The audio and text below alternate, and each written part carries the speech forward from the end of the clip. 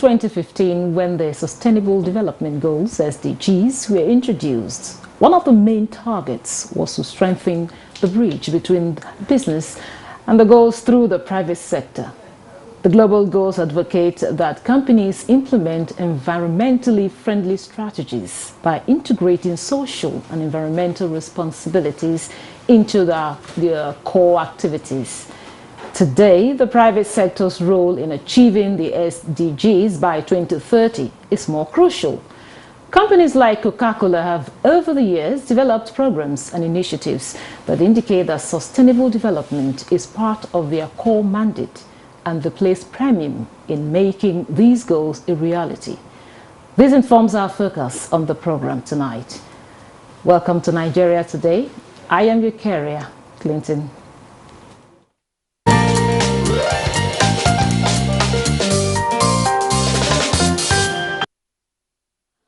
Joining me to talk on the role of the private sector in sustainable development is Nwamaka Onyemelukwe.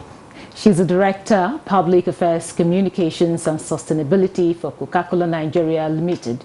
She's responsible for enabling sustainable business growth by building a strong and consistent public policy and sustainable agenda for the Coca-Cola business in Nigeria. Nwamaka, you're welcome to Nigeria Today. Thank you. Well, I will start with the, just like the introduction, we talked about the Sustainable Development Goals, of course, which was introduced in 2015 and came into force in January 1, 2016, by the world leaders in the United Nations Summit. Now, if you look at the 17 goals, they are interconnected, ranging from no poverty, zero hunger, good health, well-being, and the list goes on. Now, how can business contribute to accelerating progress on the SDGs? Thank you so much. Using Africa as an example, you recognize the fact that governments are saddled with so many things. And that is why the private sector have to play an integral part to support the government to actualizing those goals. And we are a company that is over 137 years old. We've been over 90 years in Africa and 73 years in Nigeria. That leaves us with a lot of experience. We're a grassroots business. We operate in communities. We pay attention to the communities where we play. And we hear firsthand and also see areas of intervention that would help to actualize the SDG goals, and so many businesses from the private sector as well. And that is why it's important that even as we build the businesses in these communities, both private sector, they have to contribute to ensure that the immediate communities where they do business is equally improved, so that partnership with government, those SDGs can actually be accelerated. So you can agree with me that Nigeria, for example, going by the statistics, we have over 130 million Nigerians still living with multidimensional poverty. And that definitely is not acceptable. And that is why companies like ours have contributed over the great deal to ensure that we help uplift Nigerians from that. Okay, talking about your contribution, you said for over 73 years in Nigeria. Yes. Wow, that's a long time. Now, what is Coca-Cola doing exactly to help achieve these SDGs? Yeah, like you will see, we have 17 goals. Of course, number one is no poverty. No poverty. And really, if every other aspect, if you actually link it, definitely everything that we do has to ensure that there is no poverty. So there are different areas for a company that we have intervened in over the years. SDG 3 is an integral part, which is good health and well-being, gender equality, water and sanitation, and another part that we play is also in climate action. So usually every company has a core focus. And for us, let's take the SDG 3 for example. So this is one of the SDGs intervention that really has no correlation with our business. So when we are part of the private sector advisory group to the president on SDGs, and then what we understood was the SDG 3 was quite top priority for the government at the time. And we did a needs assessment across different tertiary institutions in Nigeria, and they were actually in a very bad state. So one thing is that we actually had contributed in partnership with an international NGO known as MedShare to uplift the maternal and neonatal centers of over 15 tertiary institutions across the country. And today, life-saving equipment were delivered to those hospitals, training of the end users, over 300 biomedical technicians were also upskilled, because we also noticed that most of the medical equipment were lying at the corridors of these hospitals. Because one thing is to actually give people an equipment, another thing is to ensure that they understand the sustainability, so that when they break down, there's maximum uptime, they are able to actually address them. So today, over 300 mothers, 300,000 mothers have passed through this equipment, and it's still ongoing in this tertiary healthcare. What we have seen is today, of course, the data and the monitoring is still ongoing, but at least we are still tracking and in connection with these hospitals. So one thing we've understood is that the mothers, when they come into the centers, they are able to get a faster care. Using National Hospital as an example, a new theater was actually delivered for them with all the life-saving equipment. And the testimonies that come out of there shows that mothers do no longer queue on the line to be able to get care, because they are referral centers. So this is just one of the examples. And of course, when you think about water is very essential to life. Sometimes we argue, we don't even know that there are some communities that they don't have water. And that also reduces access to a girl child being in school, because every morning she has to go to the river to be able to fetch water. Most times they don't go to school. And of course, the families as well do not have, if they don't have water, what you see is also all kinds of non-communicable diseases. So over the years, we've actually, this is a core area of intervention where we've provided, in partnership with so many organizations, to uplift many communities to make sure that they have access to water. Okay. And and the last one, it's in the area of women, because what we have also learned is that women are integral to the society. And if you empower a woman, they have the opportunity to multiply whatever you give to them. So over 500,000 women, Nigerian women, have benefited under our 5x20 program. And today, they are economic multipliers, they are home builders, nation builders, and they've ensured that their families are lifted out of poverty. So I'll stop there for now. Oh, okay.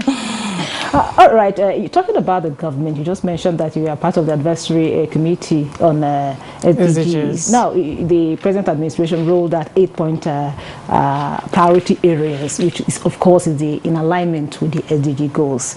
Now, and recently we had the rolling out of the palliatives for, to cushion the effect of fuel subsidy removal. Now, and you see the palliative, when you look at it, is also in line with the SDG goals. Talking about ending poverty, which of course is part of the number one of the SDG goals. Now, what is Coca-Cola doing to ensure that government achieves this goal of cushioning the effect of fuel subsidy removal and alleviating poverty? Thank you so much. For the issue of palliatives, definitely in their situations like what we are in, it's definitely a way of intervention to ensure that more people are lifted out of poverty. But you will agree that they are temporary measures. So yes, Coca-Cola is contributing its own part to ensure. So we have a large supply chain. So we've learned there's hardly any community you go to. If there's something you must find there, you'll find a bottle of Coca-Cola. And that's what we pride ourselves to say, that the mastery we have inculcated into our business can also help governments with making sure that some of these supplies get to the last mile. So we've done it in essential medicines. We've done it with vaccine distribution in partnership with the Melinda Gates Foundation. We also have a robust way of cold chain maintenance. We have a lot of coolers in trade. So if you go to any shop, you will always see a Coca-Cola cold chain equipment.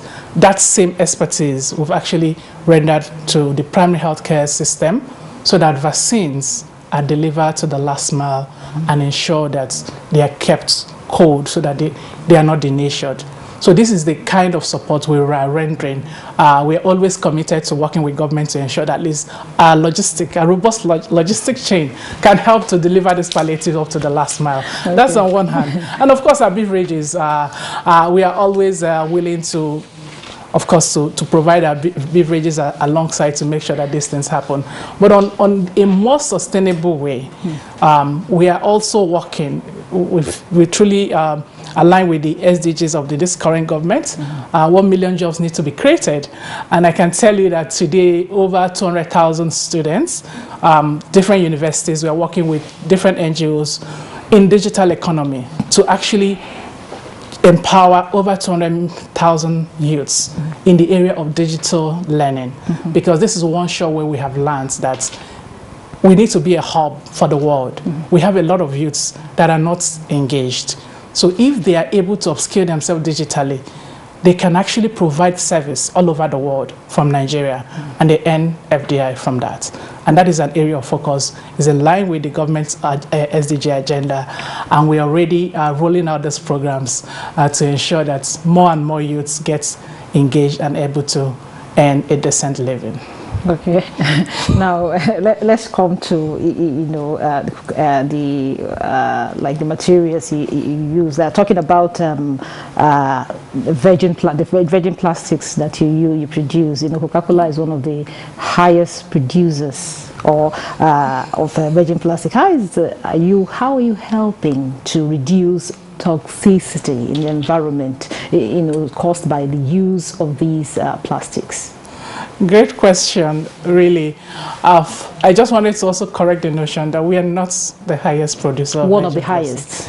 Okay, so what do you mean I recognize this? We are users. We don't produce the virgin plastic. Someone else does the production.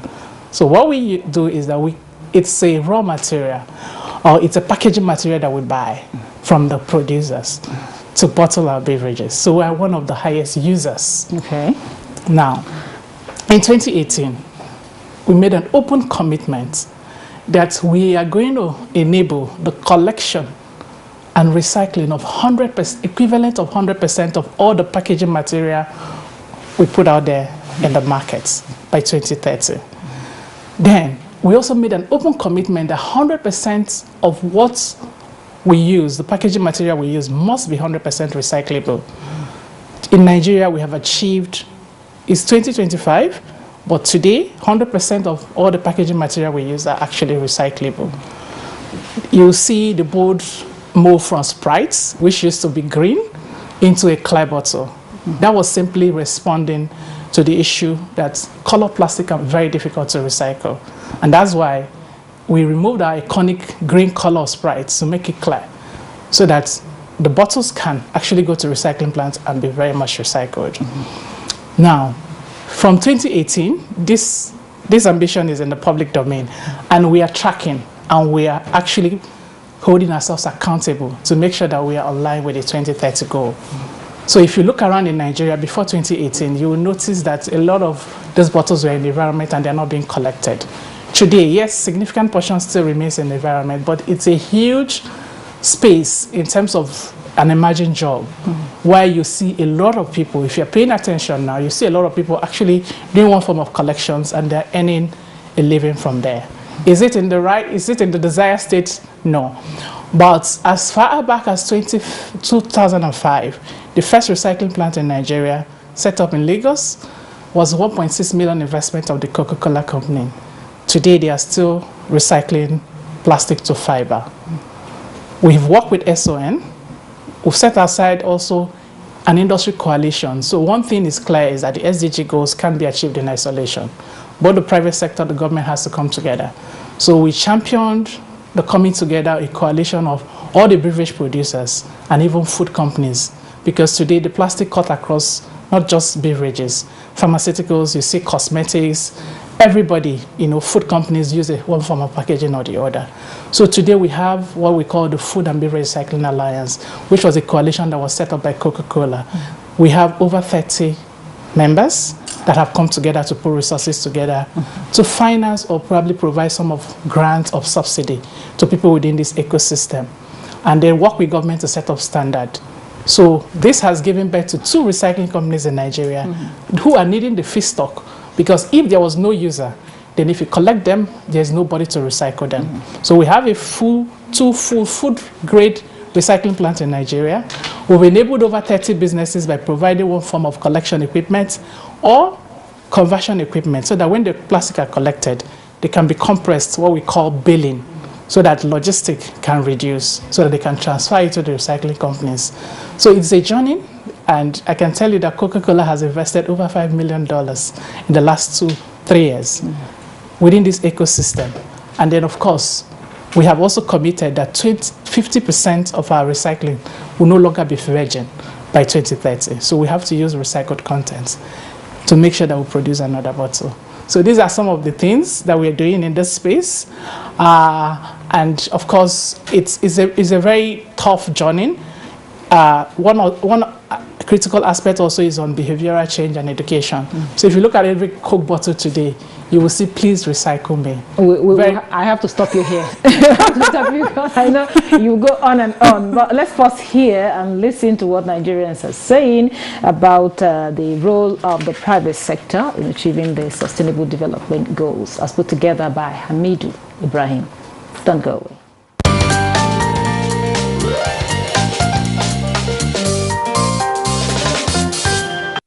They should also look at diverting or diversifying into this aspect of maybe setting up a recycling plants, and recycling plant will also create employment, will take a lot of guys out of the street. And recycling plant is better than when you pick up, like they say, let's clean up the environment and we pack this plastic bottle from one location to another location. I think it still affects the environment to some extent.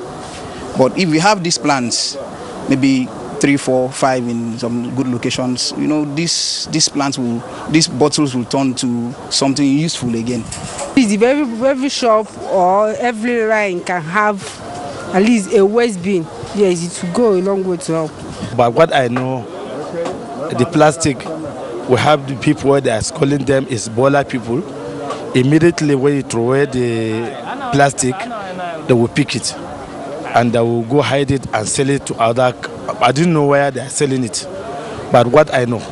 But our problem in Abuja here is takeaway and waterproof. As they throw it away, they're not supposed to use that for anything. No matter how they wash it, they cannot wash it well. A place where they can be trashing those things out in strategic areas, like business places, like complex, or maybe motor park, busy areas. Those are the places I think that there should be a bin where they trash all those things for those people that are meant to do that, which is environmental, known by environmental, to come and trash the main place they're supposed to be.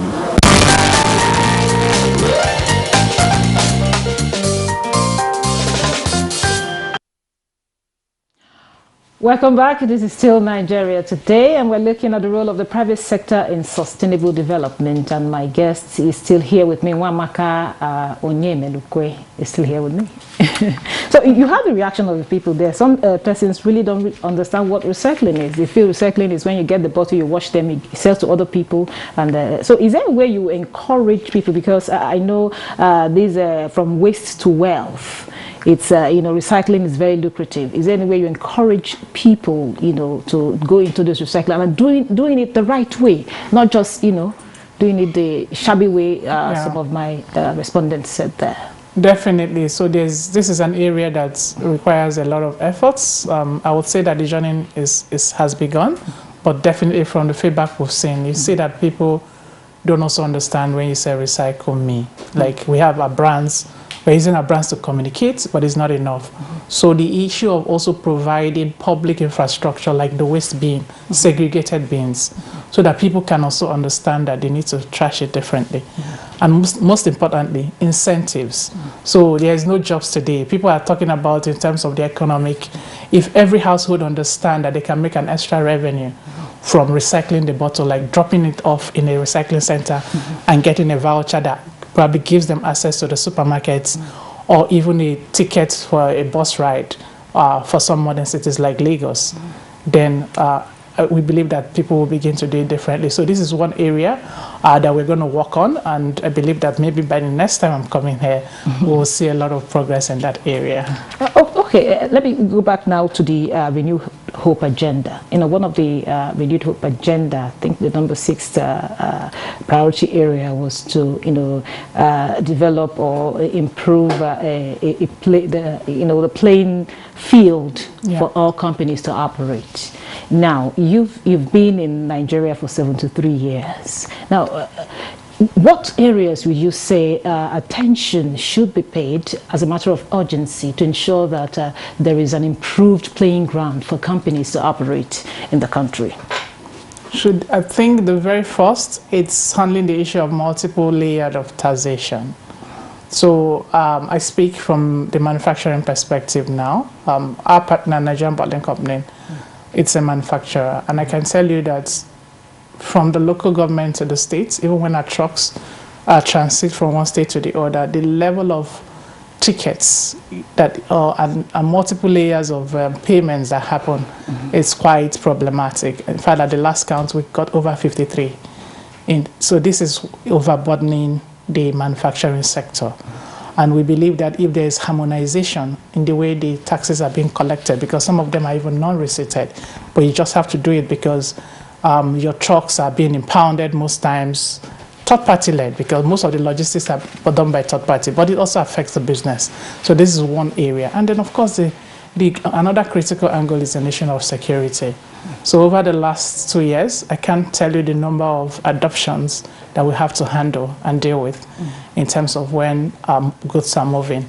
And it actually affects business and doesn't allow the movement of goods and economic development in the way and manner that we would have loved to see. So these are the 2 critical areas.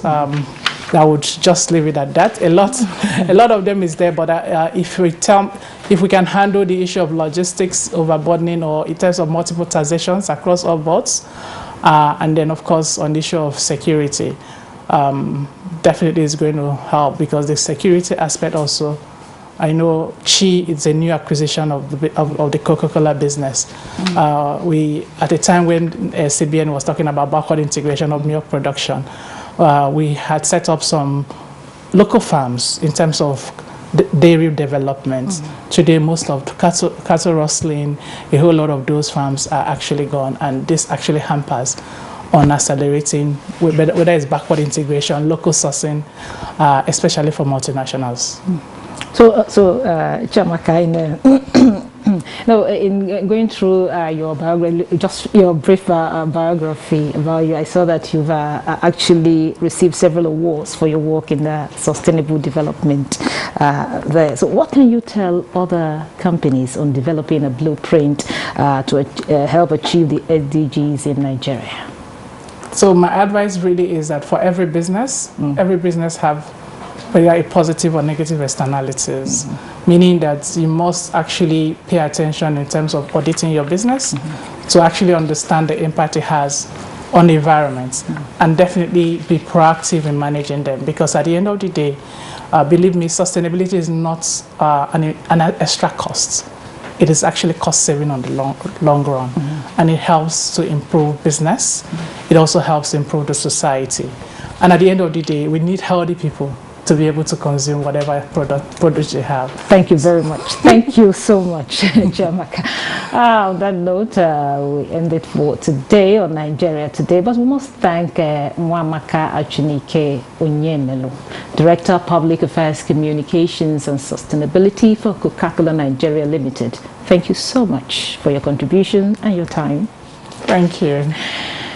And to my viewer, thank you so much for always being a part of this. Don't forget, Nigeria Today weekdays at 7:30 p.m. on NTA News 24. You can watch this and other episodes on www.youtube.com/NTA News 24 Hub. I'm Ikaria Clinton. Do have a beautiful weekend.